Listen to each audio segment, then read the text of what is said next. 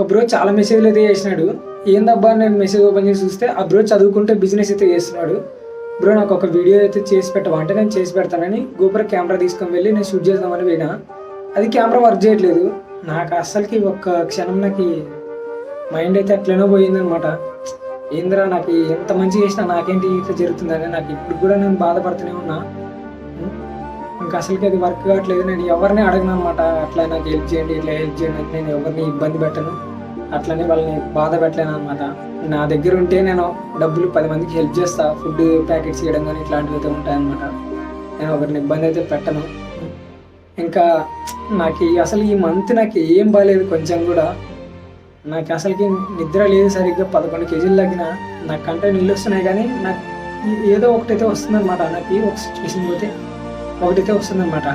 నేను ఎవరికి చెప్పుకోలేకపోతాను. అందరూ అడుగుతారు అనమాట ఏమైంది ఏమైంది అని కూడా చెప్పను నేను. అట్లుంటుంది.